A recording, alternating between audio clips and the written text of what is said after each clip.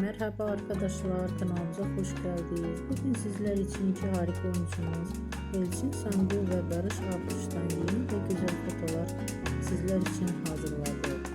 Barış Arduç dünden sevgili